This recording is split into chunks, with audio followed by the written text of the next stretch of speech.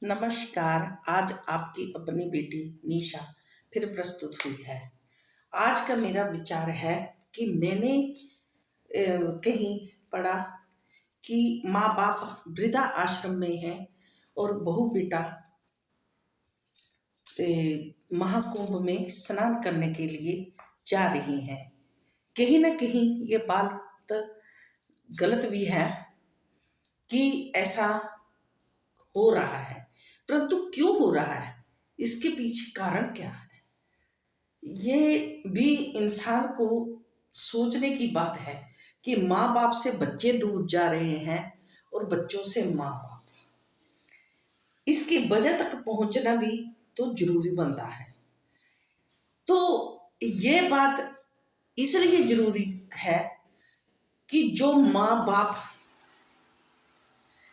के माँ बाप थे उन्होंने भी प्रॉपर्टियां ली, उसके बाद उन माँ जिन्होंने ली उनके बच्चों ने ली, पीढ़ी दर पीढ़ी फिर आगे ली, तो उनको वो बातें खलती रहती हैं और वो लोग पीढ़ी दर पीढ़ी दुश्मन बने फिरते हैं और वह माँ बाप को छोड़कर बच्चों के कानों में जहर घोलते हैं। बोलते मुख में किया जहर कम असर करता है, लेट असर करता है, परंतु जो कान में गया जहर है वो जल्दी असर करता है। बच्चों के कानों में ऐसी बातें बैठा देंगे माँ बाप के बारे में और माँ बाप के कानों में बच्चों के बरखिलाफ गाने भरने की कोशिश करेंगे। कभी भी नोटिस करना आप भी, सबसे पहले आपके घर में आकर या बाहर कौन ऐसा करता है, ये बच्चों को भी देखना चाहिए और माता पिता को भी देखना चाहिए। पता सबको होता है कि कौन है, हर परिवार में कौन सबसे ज्यादा इंटरफेयर कर रहा, पता सबको होता है, परंतु क्यों ये झूठी रिश्तेदारी निभाने में लगे हुए हैं। झूठा संसार है ना, तो सभी इसमें लगे हुए हैं, परंतु सबसे बड़ी बात यह है कि बच्चों को बाहर की बातों में आकर, कुछ बच्चे तो चल देते हैं, कुछ सबसे पहले बच्चा जो कमजोर होता है उसको देखा जाता है। अगर कमजोर बच्चा अगर उनकी बातों में आ गया तब तो सही, जो नहीं आया तो जो चतुर बच्चे हैं उनको अपने हाथों में लेंगे, डराएंगे, धमकाएंगे, हम ऐसा कर देंगे वैसा करेंगे। तो आपके माता पिता ने ऐसा किया है, हम माता पिता को ऐसे कर देंगे, वैसा कर देंगे, या बच्चों को कर देंगे, ऐसी बातें लेकर जब वो चलते हैं, वो लोग ये समझ लें कि वह किस गंगा में स्नान करके वो पाप धोएंगे। अपने पाप वही धोए जाते हैं जो अनजाने में किए होते हैं। तो जो जानबूझकर पाप किए होते हैं वो किसी भी गंगा में, जहां मर्जी आप 4 तीर्थ 4 धाम यात्रा कहीं भी चली जाओ, एनीवन, वो पाप आपके नहीं धुलेंगे, क्योंकि आप किसी के घरों को, किसी को परिवारों को तोड़ने का कारण बने हैं। भगवान की जटाओं से गंगा निकलती हुई धरती पर आई तो भगवान ने कहा कि जितने भी संसार के इंसान हैं, जो भी मैंने प्रकृति रचाई है, वो आप में स्नान करेंगे और आपका गुणगान करेंगे और आपको ध्याएंगे। माँ, आप गंगा स्नान आप में अपने पाप धोने को आएंगे, परंतु जिन्होंने ऐसे पाप किए हैं वो कहाँ धोएंगे। देखो, जब वो धोने जाते हैं फिर गंगा जल घर को लाते हैं, गंगा जल घर में आता है, फिर कहाँ छिड़काया जाता है, पहले भगवान को चढ़ाया जाता है और भगवान के पास ही अर्पण करके अपने परिवारों में छिड़काया जाता है।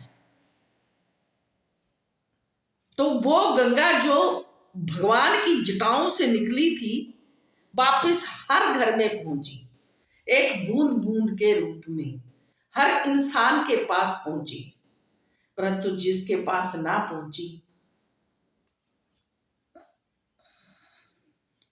तो क्या उसने कोई पाप किए ही नहीं। भगवान उन्हीं को वो चीज देता है जो उसके लिए सुनिश्चित है।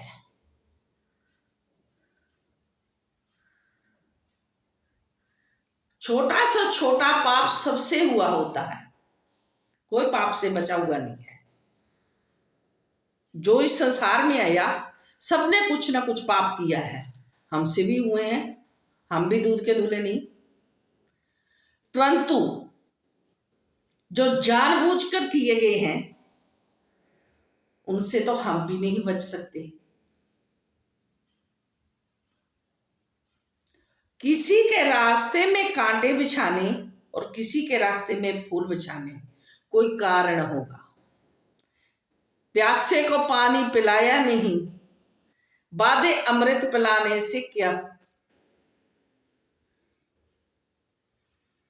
तो बोलते हैं भूखे को खाना खिलाओ, प्यासे को पानी पिलाओ। और जिनके पैरों में कांटे बिछे थे ना, पहले जमाने में ऐसा होता था, किसी के पैरों में कांटा अगर चुभ जाता था तो उसका कांटा निकालना एक पुण्य का काम समझा जाता था। और किसी की बुजुर्गों की ब्याइयां फट जाती थी तो उन पैरों को धोकर उनमें मालिश करना अपना पुण्य समझते थे बच्चे अपने बुजुर्गों का, कि पाप धो दिए, हमने अपने पाप धो दिए, हमने अपने बुजुर्गों की सेवा की है। आप जहां मर्जी चले जाओ, वृद्धा आश्रम, पहले तो बच्चों को यह सोचना चाहिए कि ये उन लोगों के लिए है जिन्होंने अपने माँ बाप वृद्धा आश्रम में छोड़ दिए। किसी के भी कहने पर छोड़े, चाहे अपने दिमाग से छोड़े या किसी पत्नी के कहने पर छोड़े या अपने पति के कहने पर छोड़े या किसी पड़ोसियों के कहने पर छोड़े या रिश्तेदारों के कहने पर छोड़े, दिमाग सबको दिया है। भगवान ने दिमाग सबको दिया है। क्या करना है क्या नहीं करना है, मैंने गलत रास्ते चलना है, सही रास्ता चुनना है, ये भगवान ने दिमाग सोचने के लिए सबको दिया है। तो जिन्होंने वृद्धा आश्रम में अपने माता पिता छोड़े हैं तो वो खुद समझ लें कि वह 4 धाम की यात्रा चाहे कहीं भी करें, सब निष्फल है। क्यों? जब आपका जन्म हुआ उस वक्त माँ बाप ने क्यों नहीं आपको जहां बच्चों का आश्रम है वहां छोड़ दिया। बच्चे पाले जाते हैं, अनाथ बच्चे, तो वो भी छोड़ सकते थे। कुछ आजकल कलयुग में हो भी रहा है ऐसा कि कुछ माएं छोड़ रही हैं। क्यों? ये हम देखी चला, माएं अपना दूध तक नहीं बच्चों को पिलाना चाहती, ओपरा दूध लेके आएंगी, गोदी में नहीं बैठाना चाहती।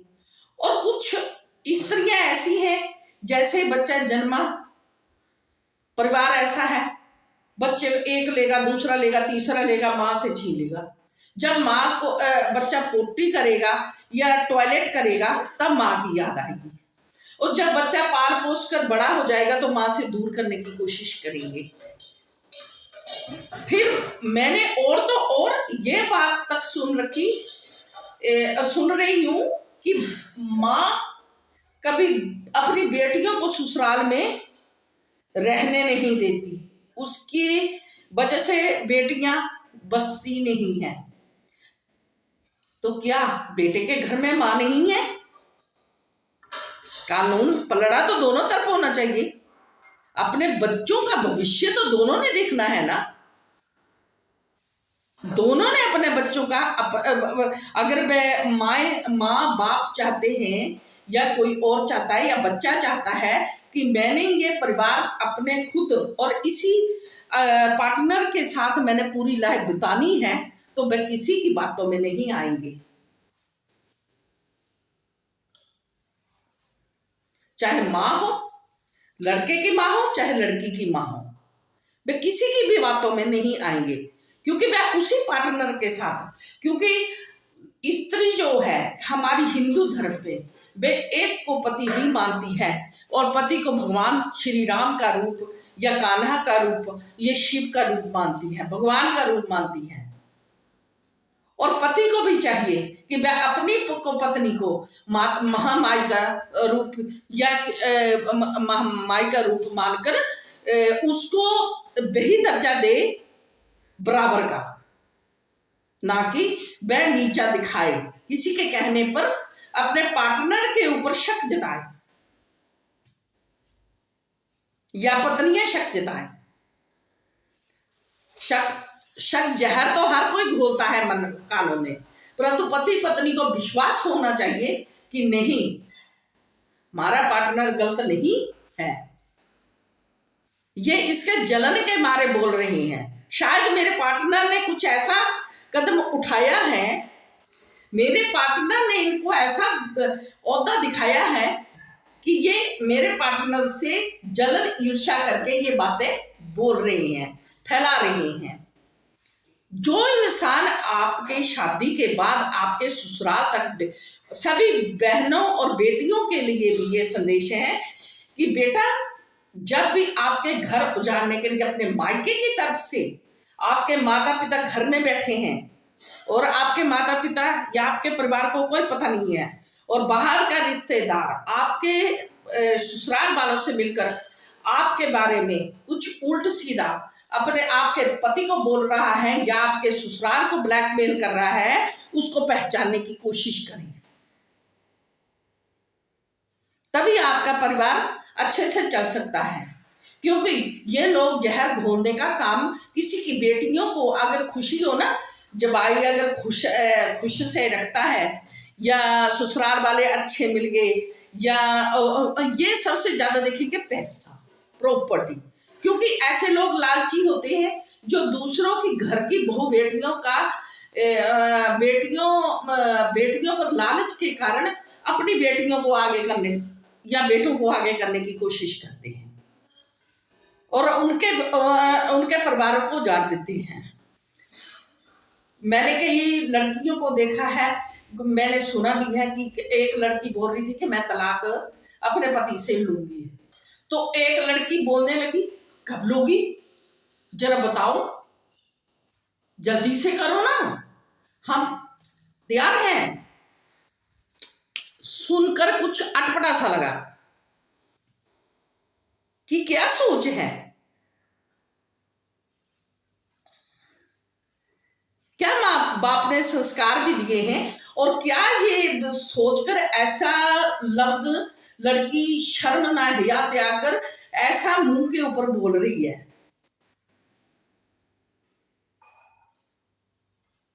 तो ये बात है, ऐसे लोगों को बेटा आप पहचानने की कोशिश करें, चाहे लड़का हो या लड़की हो, या बेटा हो या बहू हो, या उनके घर वाले हो।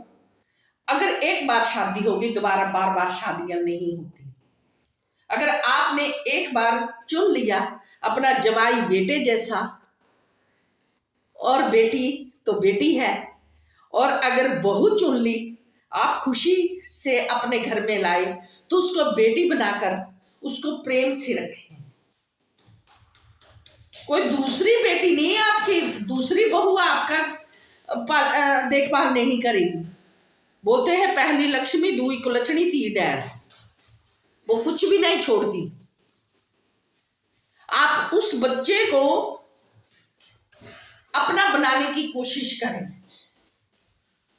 किसी के कहने से उन्हें दुत्कारे नहीं, चाहे जवाई हो चाहे बहू हो। और जवाइयों को भी चाहिए कि एक क्रॉसिंग, जो आपके छोटे भाई सालों की बहुएं हैं, पत्नियां हैं, वो एक आपकी भाभियां और मां समान लगी, और जो बेटियां की शादी हुई है वो देवर जो है वो भाभियों के बच्चों के समान, ननदे बच्चों के समान हो जाती हैं। भाभियां माँ के समान होती हैं, भाभियां माँ के समान होती हैं, वो बेटियां बेटियां ही रहती हैं, बहनें बहनें ही रहती हैं। वह आगे जाकर मां का दर्जा ले लेती है अपने देवर नंदों की। अगर नंदे बड़ी हैं तो वो आपकी आदरणीय है, फिर भी हाँ वो हमें भाभी मां का दर्जा दे सकते हैं और हम भी उनको अपना बड़ा दर्जा दे सकते हैं। परंतु किसी दुशासन और दुर्योधन जैसा बनने की कोशिश ना करें कि अपने भाभीियों को तंग करवाएं अपने भाइयों से, या जवाई राजा किसी के कहने से। उन्होंने जो कोई अपनी बेटी की शादी करता है ना, वो अपना सब कुछ आपके अर्पण कर देता है, आप पर भरोसा करके कि आप अपने हैं। जब कोई बेटी कन्यादान करता है ना, चाहे बहू है चाहे अपनी बेटी को शादी करता है, तो वह जब करता है तो एक भरोसा करके आपकी गोदी में अपने बच्चे को डालता है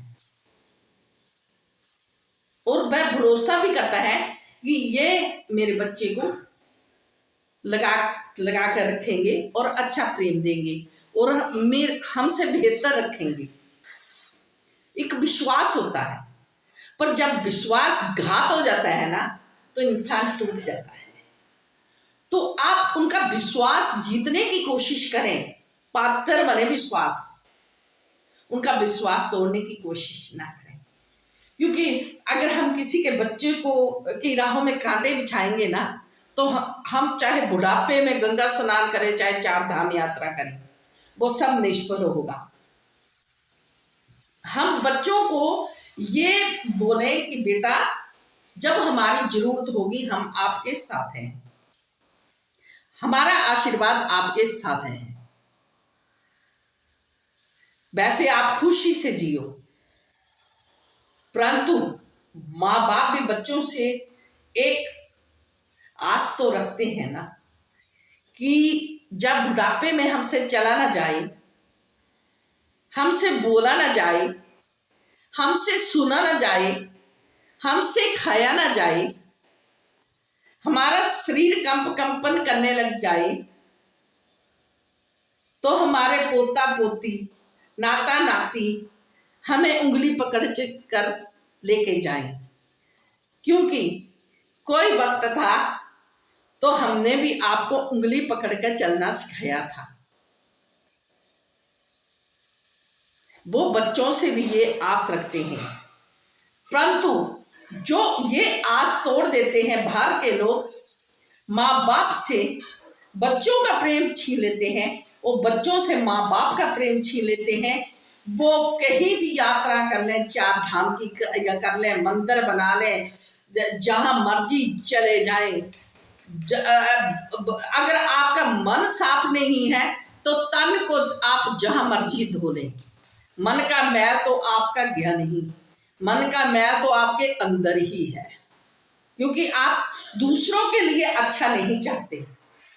जिस दिन आप दूसरों के लिए अच्छा सोचने लग पड़ेंगे, उस वक्त समझ लेना मैं गंगा नहा गया, मैंने 4 धाम की यात्रा कर ली। बस मैं आपकी बेटी निशा यही कहना चाहती है, और अगर मुझसे भी कोई भूल चूक हुई हो तो मैं आपसे हाथ जोड़कर क्षमा चाहती हूँ।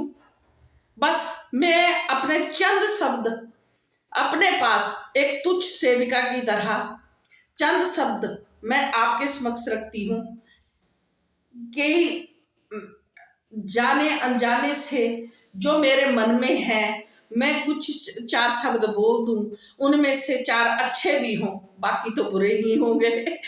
तो अगर आपको अच्छा लगे तो चंद शब्दों में से कोई एक बोलते हैं ना कि 100 अगर गलती है तो एक सही भी हो सकता है, तो आप लाइक कर दें।